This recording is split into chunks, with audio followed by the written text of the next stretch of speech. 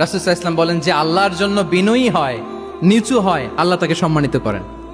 বলেন আমরা সম্মানিত হতে চাই কি চাই না? রাসূল সাল্লাল্লাহু আলাইহি ওয়াসাল্লাম দোয়া করতেন, আল্লাহুম্মা জাআলনি সাবুরা ওয়া জাআলনি শাকুরা ওয়া জাআলনি ফি আইনি সাগীরা ওয়া ফি আ'য়ুনিন নাসি কাবীরা। হে আল্লাহ, আপনি আমাকে শুকরগুজার বান্দা বানান। হে আল্লাহ, আপনি আমাকে ধৈর্যশীল বান্দা বানান। হে আল্লাহ, আপনি আমাকে আমার নিজের চোখে আমাকে ছোট বানান, মানুষের চোখে আপনি আমাকে বড় বানান। রাসূল সাল্লাল্লাহু আলাইহি ওয়াসাল্লাম নিজ চোখে ছোট থাকতে চেয়েছেন, ফলে গোটা বিশ্বের চোখে রাসূল সাল্লাল্লাহু আলাইহি ওয়াসাল্লামকে বড় মহামানব বানিয়েছেন কে? এখন আপনি নিজের চোখেই যদি বলেন যে আমি অনেক বড়, তাহলে হবে না।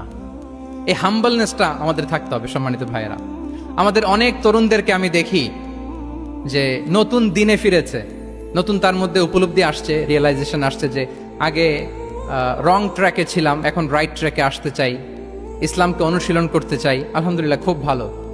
তো তার যখন রিয়েলাইজেশন আসছে, সে কিছু পড়াশোনা শুরু করে দেয়, কিছু পড়াশোনা করে, কিছু স্কলার্সদের লেকচার শুনে। তো অনেক তরুণের মধ্যে এই সমস্যাটা একটা কমন ফেনোমেনা, যে একটু পড়াশোনা করে, একটু কিছু স্কলার্সদের লেকচার শুনেই ও মনে করে যে আমি সব জেনে গেছি। কি মনে করে? আমি সব জেনে গেছি। এরপরে এখানেই ক্ষান্ত হয় না, এরপরে সে ভুল ধরতে আরম্ভ করে স্কলার্সদের। সে বলে যে উনি এই ভুল করছে, উনি এই ভুল করছে, উনি ভ্রান্ত, উনি বাতেল। এরকম একটা কমন ফেনোমেনা আমাদের মধ্যে আছে না নাই বলেন? না, অ্যাবসলিউটলি রং। শিক্ষানবিশ যারা, তারা এটা করবে না। কিছুই শিখেননি আপনি, কিছুই জানেননি এখনো, অনেক দূর যেতে হবে আপনাকে। কোনো বিষয়ে কমেন্টস করতে গেলে, কোনো ইস্যু নিয়ে আপনাকে মন্তব্য করতে গেলে আপনাকে অগাধ পাণ্ডিত্য অর্জন করতে হবে, তারপরে আপনি সে বিষয়ে কথা বলতে পারবেন। তাহলে এই জাতীয় অ্যাটিটিউড যেন কখনো, এগুলো শয়তান করে, এই অ্যাটিটিউড যদি আমার মধ্যে ঢুকে, আপনি হয়তো ইসলাম থেকেও দূরে সরে যাবেন। আল্লাহ এই ধরনের অ্যাটিটিউড থেকে আমাদেরকে হেফাজত করুক, আমরা পড়ি আমিন। তাহলে সম্মানিত সুধী, being proud of our Muslim identity, এই টপিক নিয়ে আমি দুইটা বিষয়ে কথা বলেছি, যে আমরা কিভাবে আমাদের এই মুসলিম আইডেন্টিটিকে প্রিজার্ভ করব, প্রোটেক্ট করব, আর কেন আমাদের এই মুসলিম আইডেন্টিটি নিয়ে গর্ববোধ করা উচিত। সম্মানিত সুধী মণ্ডলী, ইসলাম হচ্ছে আমাদের কোর আইডেন্টিটি, এবং ওমরে ফারুক রাদিয়াল্লাহু তাআলা আনহু বলেছেন, এখানে ইসলামই আমার সম্মান, ইসলামই আমার ইজ্জত। ইসলামের বাইরে যেয়ে যদি আমরা ইজ্জত খুঁজতে চাই, আমাদেরকে আল্লাহ তাআলা অপমানিত করবেন। তাহলে আমরা বোল্ডলি যেন এটা বলি যে আমি মুসলিম। যে আয়াত দিয়ে আমি শুরু করেছি সেটা দিয়ে শেষ করি। আল্লাহ তাআলা বলছেন, ওমান আহসানু কাওলাম মিম্মান দাআ ইলাল্লাহি ওয়া আমিলা সালিহাও ওয়া ক্বালা ইন্নানি মিনাল মুসলিমিন। তার চেয়ে শ্রেষ্ঠ কথা আর কার হতে পারে যে মানুষকে আল্লাহর দিকে ডাকে, নিজে সৎকর্ম করে আর বলে ইন্নানি মিনাল মুসলিমিন, নিশ্চয় আমি মুসলমান। নিশ্চয় আমি কি? বোল্ডলি, প্রাউড ফিল করে আমরা বলতে পারবো না যে আমি মুসলিম?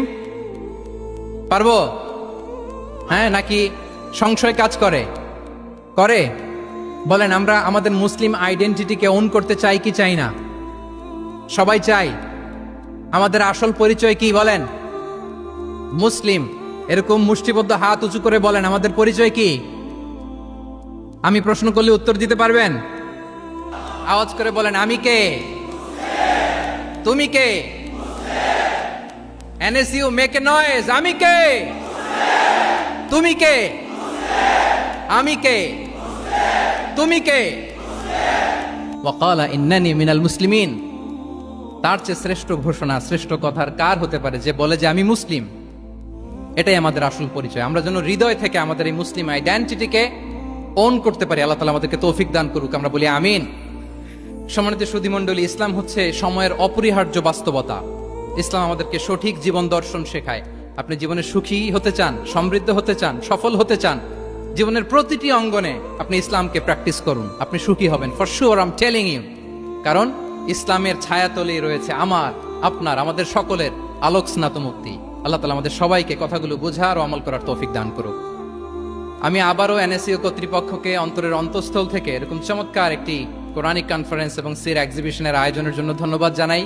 যারা দীর্ঘ সময় জুড়ে আমার লেকচারটি শুনলেন, আপনাদের সবাইকে আবারও শুভেচ্ছা এবং মোবারকবাদ জানিয়ে এখানেই শেষ করছি। হাদা মা ইনদি ওয়াল ইলমু ইনদাল্লাহি আলাইহি তাওয়াক্কালতু ওয়া ইলাইহি উনীব। ওয়াসসালামু আলাইকুম ওয়া রাহমাতুল্লাহি তাআলা ওয়া বারাকাতুহু।